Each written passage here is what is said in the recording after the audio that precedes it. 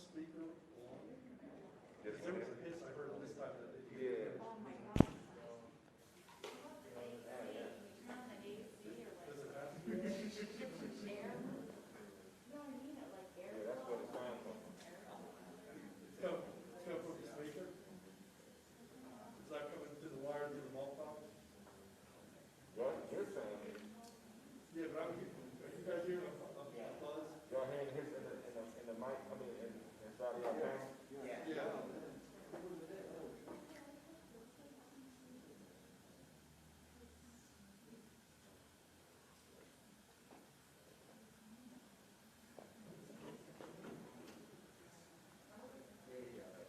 I didn't hear it before. Yeah, Gone? it's gone now. Yeah, it's done. Can you give me a mic check? Testing, testing, 1, 2, 3, 4, 5. Testing, testing. That's perfect. Everybody good? Testing, testing. All right.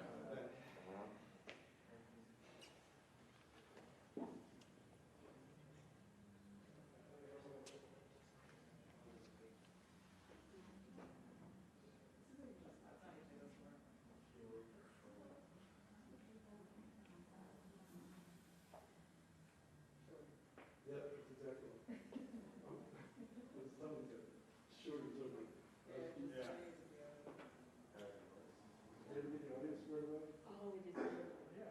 Is that, what's this deal regular? Had all, air was dead over 6 minutes. Yeah, they only did get it, even screwed. It's the wind, that's why. Yeah,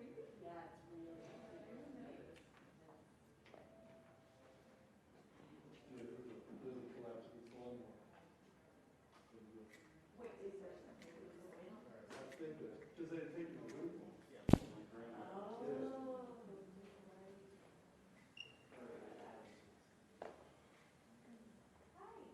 Testing, testing, 1, 2, 3, testing.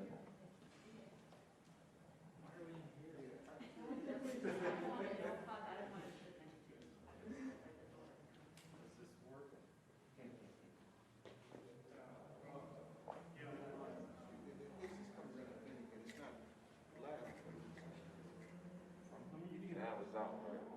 Is it okay? See, it's the wireless mic. The wireless mic call? Yeah. If I got it all the way down, then you might not hear anything out of the wireless mic. But the other wireless mic was on, and I cut that and all. That was the first hit. Testing, testing. See, the wireless mic turned all the way down right now. Almost left and coming from me. Testing, testing, 1, 2, 3. Testing, testing. Testing, 1, 2, 3. I get the hits now.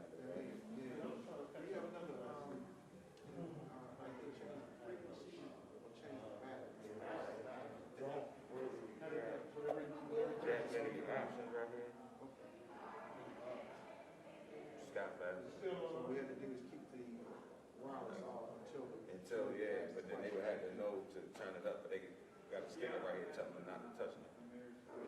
The one guy put this here. So I'll take this up. wireless. Right here, this, so this. But do you hear the hissing right now? You don't hear it? Testing, testing. 1, 2, testing. Yeah, Yeah.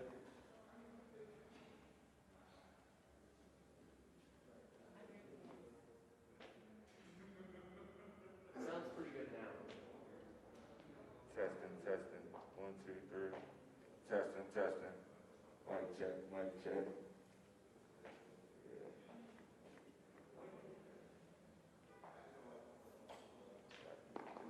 I just have to live with it. Yeah, unless if they just, this is really just for questions, so unless if they could just ask the question without the mic, wouldn't even have to hook this up at all, you know what I'm saying? It's only for questions.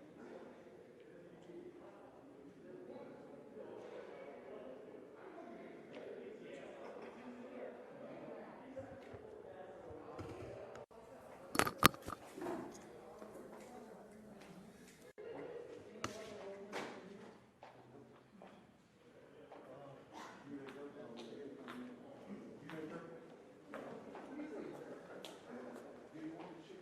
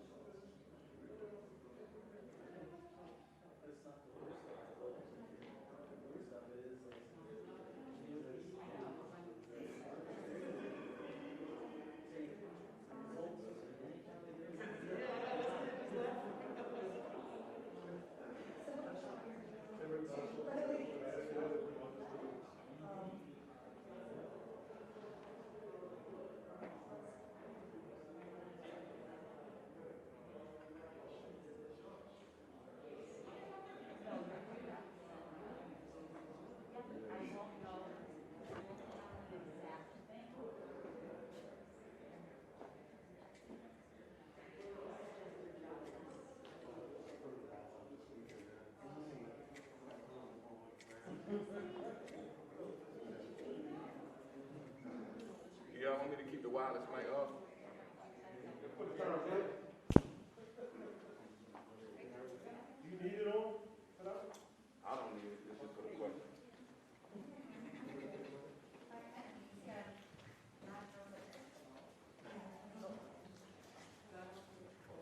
Good afternoon, everybody. Good afternoon. Thank you for joining us today for today's update. I'm here with Health Commissioner Dr. Jaraza and Police Commissioner Harrison. Before we give it to Dr. Jaraza, we want to focus today on a pressing thing facing the city of Baltimore continuously, and that's a violent crime in our city. And I'm going to turn it over to Commissioner Harrison for remarks first. Mr. Commissioner. Good afternoon, and thank you, Mr. Mayor. Earlier today, our department announced a recent warrant initiative aimed at apprehending individuals wanted for domestic violence and at-risk individuals. A total of 58 arrests were made on warrants to include second-degree murder, domestic violence assault, child abuse, and attempted murder by shooting. Through this initiative, we were able to close 97 open warrants. So far this year, we have seen a 31% increase in violent crimes related to domestic violence. While working with local organizations and our city partners to address this concerning trend, it is not only important that we are getting actual victims and potential victims the resources needed, but that we're also apprehending and holding these suspects accountable who are committing these violent acts. We will continue aggressively to pursue those who wish to cause harm to others. 4 guns were seized during this initiative, and that is no coincidence. Those who are intent on engaging in violent criminal activity not only target acquaintances, but also display those same violent behaviors by victimizing their loved ones. If you are a victim of domestic violence or you know someone who is a victim, there are resources available. You can contact our partner organizations like House of Ruth, Turnaround Inc., or 911, or our Family Crimes Unit at 443-984-7030. I want to thank all of our partners who joined with our department in serving some of these very dangerous warrants. Much of our success with this initiative was due to the partnerships with community organizations and our law enforcement agencies at the local, state, and federal level. Lastly, I'd like to discuss the recent violence that we saw yesterday and this morning in our city. In the last 24 hours, our officers responded to 8 shooting incidents, leaving 4 people killed and 6 people suffering from gunshot wounds. This morning, detectives arrested 29-year-old Philip Blackship for the murder of 39-year-old man in the 1200 block of North Charles Street in the Mount Vernon neighborhood. Our detectives are continuing to comb through evidence and follow leads in every last one of these cases, but we are asking for the public's help. If you have any information that will help us solve any of these cases and locate any of the perpetrators of these cases, please call police right away. Or you can anonymously call Metro Crime Stoppers at 1-866-7-LOCK-UP. Thank you. I'll turn it back over to our mayor. Thank you, Mr. Commissioner. And thank you to everybody, BPD and all our partners that participated in the warrant initiative. We know how critical the collaboration between agencies is to help bring people that we need to get off of our streets off the streets. So I want to thank all of our partners. Also want to thank the women and men of BPD for the work that they have done, even trying to tackle the recent violence in the city. Having an arrest and a homicide within a few hours of it happening because of the work that our officers did on the ground, the detectives did on follow-up, is a very important thing.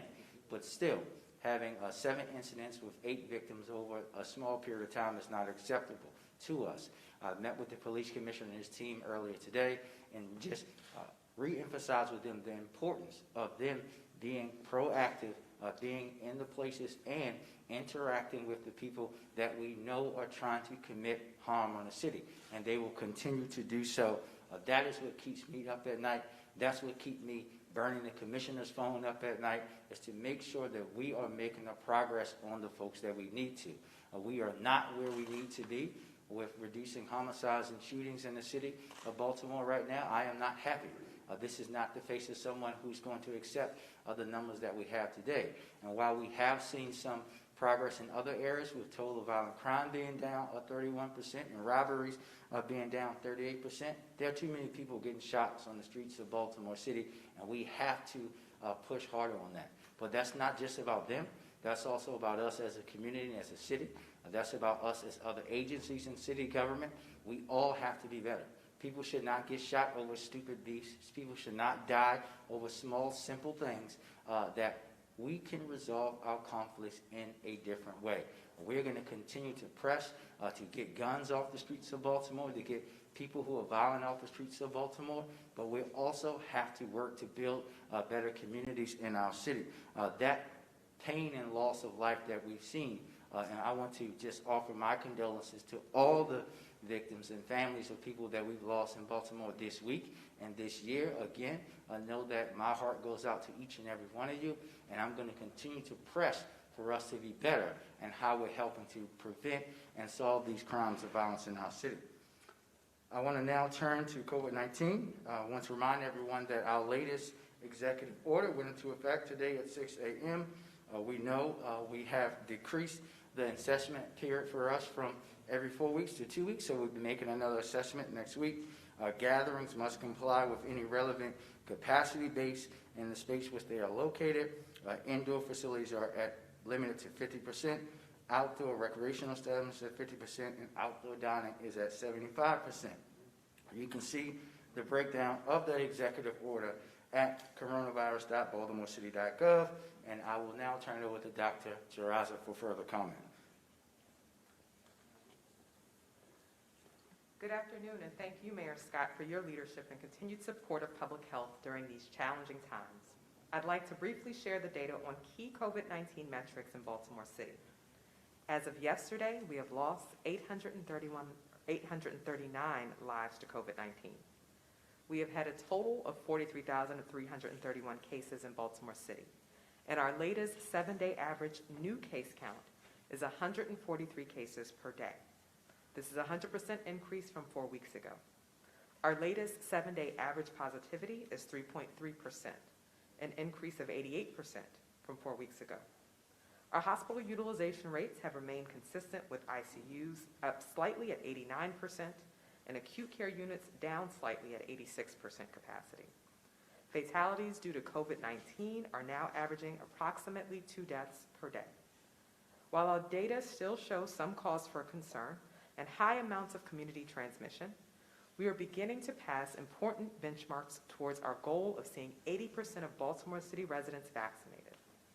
This week, we crossed an important milestone of 22% of all city residents generally and 43% of residents 60 and older receiving at least 1 dose of a COVID-19 vaccine. At this time, 12% of Baltimore City residents are fully vaccinated, and we are on track to meeting and possibly exceeding our goal of having 20% of city residents fully vaccinated by the end of April. This week, we have made incredible strides in our mobile vaccination units. Alongside our clinical partners, we have held 46 vaccination clinics to date and have vaccinated approximately 3,800 older adults and persons experiencing homelessness.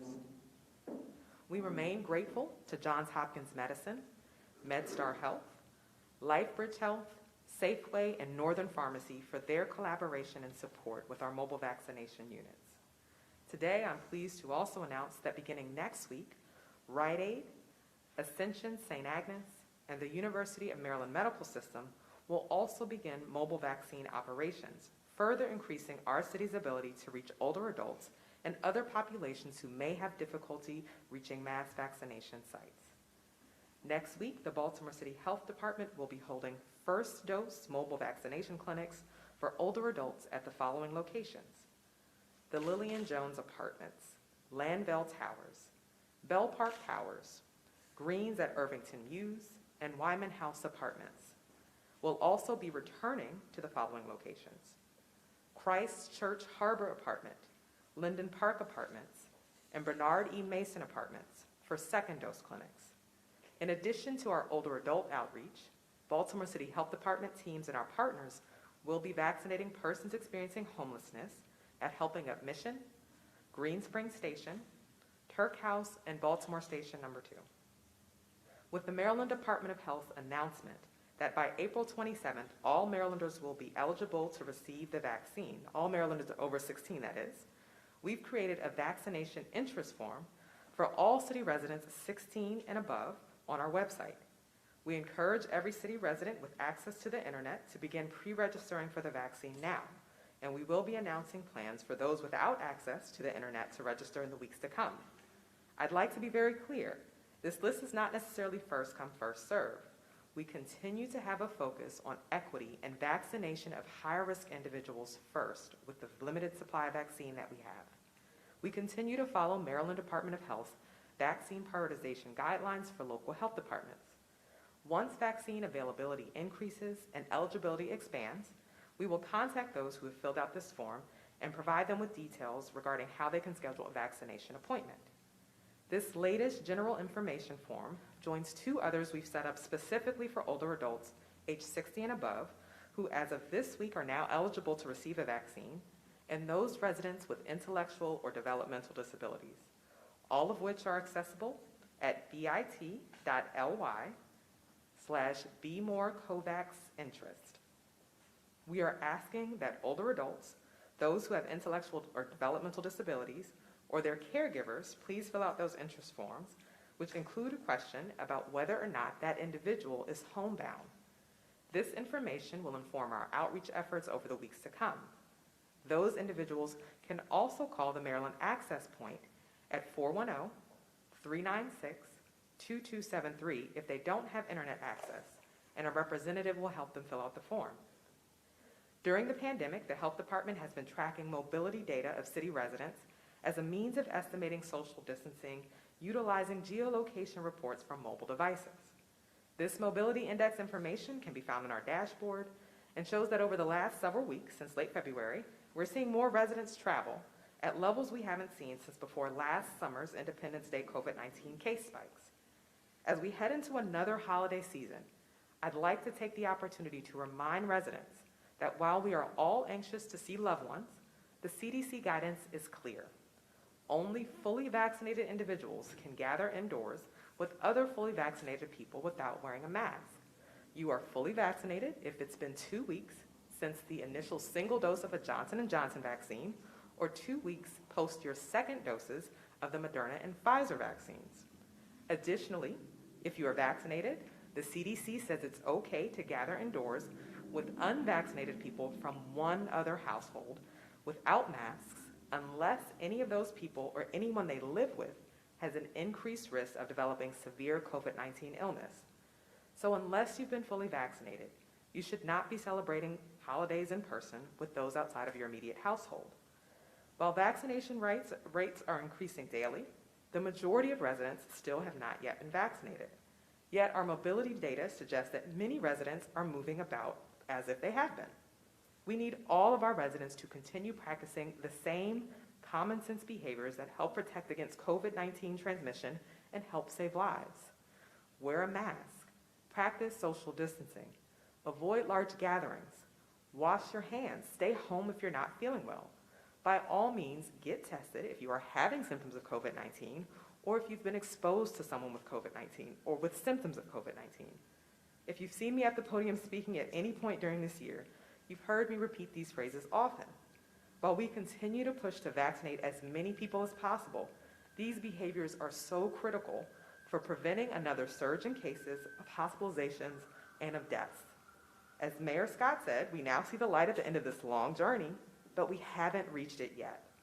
This period may be the most challenging we've been in so far, with more than a year of mask wearing, of social distancing, and of not seeing our loved ones.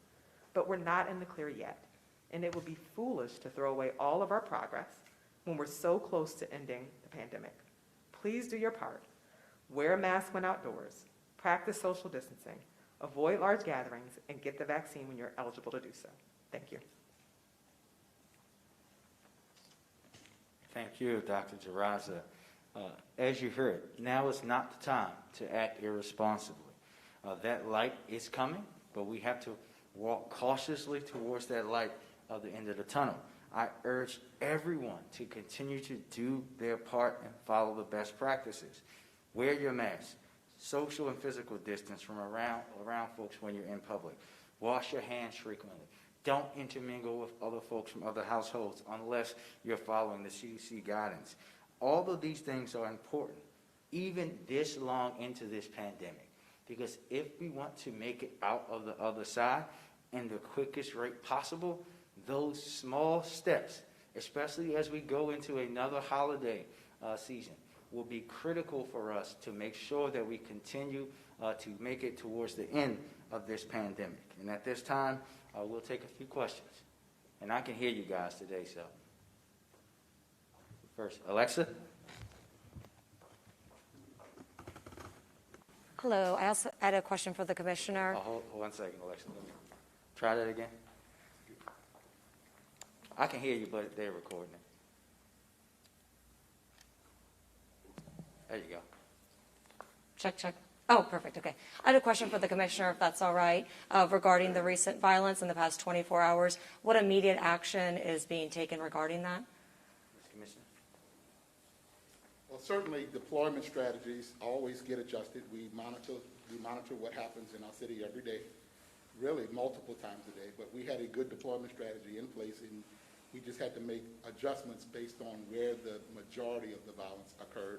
Certainly, there are investigations that are on the way that we certainly need help identifying people who are responsible for that. But we made adjustments in our deployment, making sure people are available for those deployments and are doing what they're supposed to be doing. We know that that happened in one of the cases because the officers were there to witness at least one of those, and then we made an arrest on one of them. But it's always about monitoring, measuring, and ensuring supervisors are supervising officers who are performing.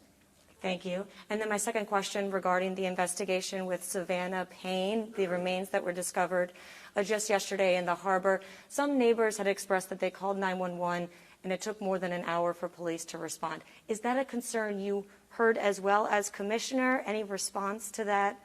I had not personally heard that, but when we get complaints like that, those are always concerning. And those are complaints we take seriously, and then we look into it to find out why. And then we make adjustments to ensure that that doesn't happen, especially when there are calls of an emergency nature. Thank you. Thank you. Alexa, before you leave, on that in particular, in this case, that is not the case. We did look into it with the police department, and they responded out in a proper manner. And in the future, we know, unfortunately, this is a tragic incident with this young lady. I'm sure in the future, the police commissioner and folks will be able to share more information. Okay, thank you. Thank you. Anybody? Come on, man. How are you? I'm not used to seeing you at these. I see you on TV, Kate, but not in person. Well, I'm going to ask you a lot of coronavirus questions. Yes. But actually, with the state moving into 2B on Tuesday, it might be a good time to look at all of the different you have a whole lot of different clinics and mobile clinics, which are we know are really important for a lot of populations. Can you give us an idea of across all the clinics the city's running, or the clinics going on for city residents, how many doses an hour you're doing? I know that's really a mass vaccination question, but you might be able to answer that. And I'm wondering, the 80% goal, will that change with, when was that set? What's the end date of that? And does Johnson & Johnson change? When will you increase the goal to more than 80%? Yep, I'll let Dr. Jaraza answer, and I'll come behind Dr. D. The doses per hour, like you said, that's a throughput, and that's typically, we think about it with mass vaccination sites. And so I kind of think of them in a couple buckets, right? So there's your mass vaccination site where you might have a throughput of 150 per hour. But then there's also our mobile vaccination clinics. And those are very different. That's a clinical team, a small clinical team with community health workers going to a senior housing site. And so we pre-registered individuals ahead of our visit there, so we know how many we're going to do that day.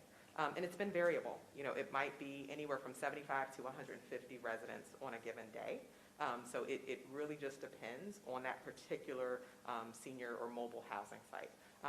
Same thing with our clinic supporting residents experiencing homelessness. We've typically done some sort of pre-registration, so we get a sense of how many we'll just do for that particular clinic. So then your other question was around the 80% goal of vaccination. So we announced that back in January as a part of our overall strategy. And that really comes from CDC guidance that we need at least 60 to 80% of the population vaccinated to reach herd immunity. So we were looking at that happening by early next year, right? So we recognize that, one, we've got to get the vaccine administered. We also recognize that there are a lot of people who are vaccine deliberating, and we recognize that the vaccine's unavailable to people who are under 16.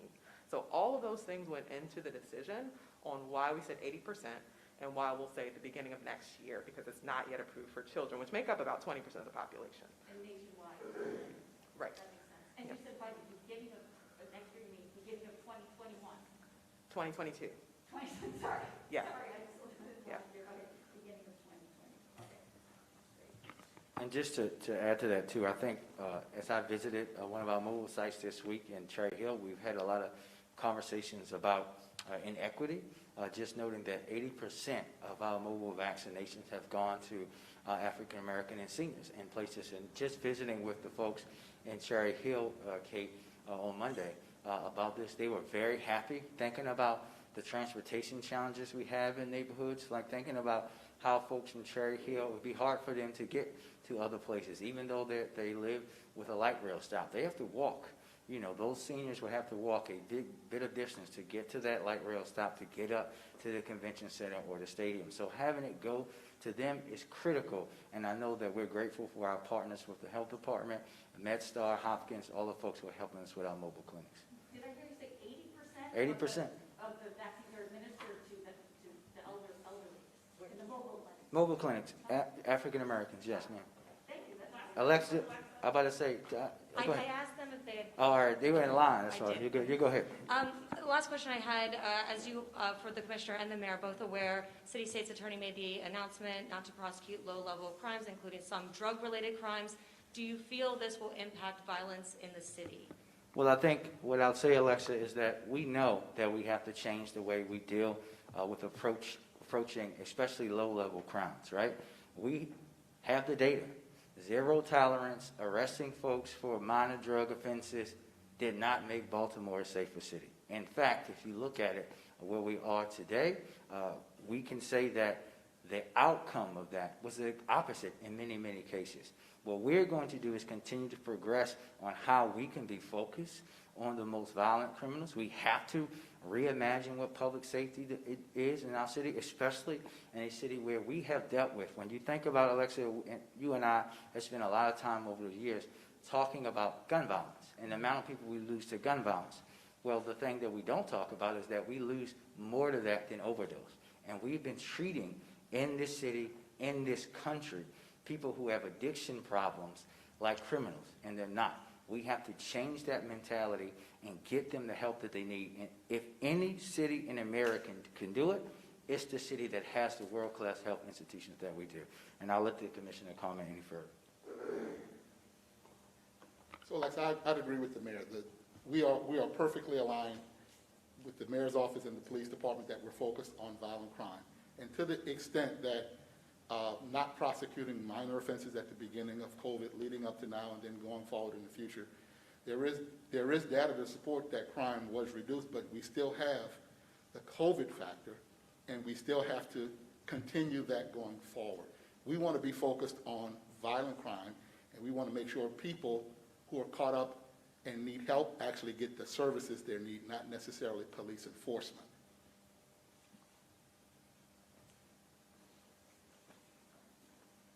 Mr. Mayor, we were hoping to get your reaction to the Mosby investigation.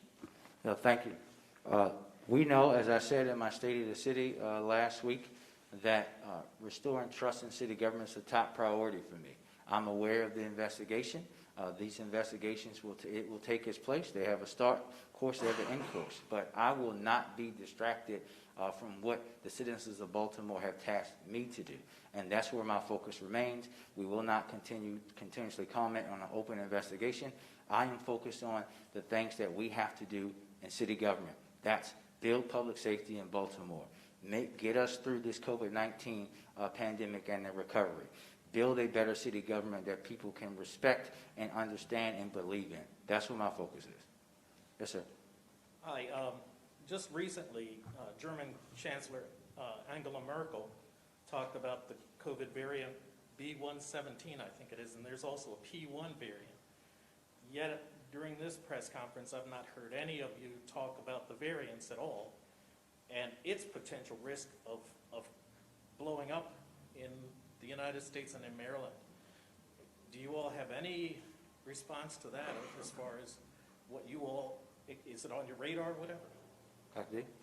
And we have talked about the variant in past press conferences. I will say, obviously, we know the variants sometimes have increased transmissibility. We know that the vaccines may be slightly less efficacious against some of the variants, but I think it's all the more critical for that reason that we put into place everything we put into place. So everything that has kept us safe from the original, SARS-CoV-2 prior to all of the variants that we knew about will continue to keep us safe. So we have to keep doing those things. We have to get vaccinated when you are eligible to do so. Please get vaccinated. We talked about the sites that the City Health Department is supporting, our mobile sites, but we also have the Convention Center that's vaccinating and has a priority for city residents. We have M&T Bank Stadium that has also set aside vaccination slots for city residents. So I think it really just underscores the importance of getting vaccinated when you're able to do so. I can follow up on that. The two-part question. First part for you. You mentioned increasing case rates and 100% increase in your daily case rates. What does the data tell you is driving that? And Mayor Scott, why loosen restrictions if the metrics are going in the wrong direction? Yeah, so we talked a little bit about mobility data, and that can actually be found on our website. So coronavirus.baltimorecity.gov. If you go through our dashboard, there is a portion that goes over mobility data. And we saw around the third or fourth week in February that there was an increase in mobility. As I mentioned, that was comparable to what we saw last summer. So we know that people are just generally more active and are maybe returning to behaviors as if it was pre-pandemic. So that could certainly be contributing to what we're seeing. We also know that generally speaking, what we've seen is that young people, those again under 60, tend to have higher case rates. So again, maybe there's a bit more risky behavior. So again, it underscores how important it is to keep doing all of the things that have kept us safe so far. And Kate, what I would just say is that I think we all know by now that we have a time frame which we analyze the data, which Dr. Zaraza, myself, and my advisors will do. And if that data, as we get to our next point, says that we need to put more stringent restrictions on, I will not hesitate in doing that. But we set a time out there, we analyze that data, and if we know it's going to continuously move, we're not just going to react one way or another after a 1 day or 2 day thing. We're going to continue to do it in a more responsible, data analytical kind of way. Thank you, everybody. Thank you.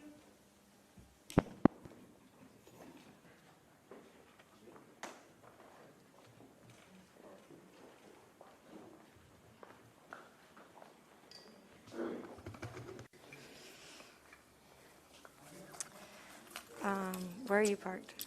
Like right near City Hall. Okay, which side are you on? The left side. That side. Yeah. I'll see if there's room for me. They stream this though, so I'll go ahead and just log off that. That's perfect. Okay. All right. Thanks. Bye.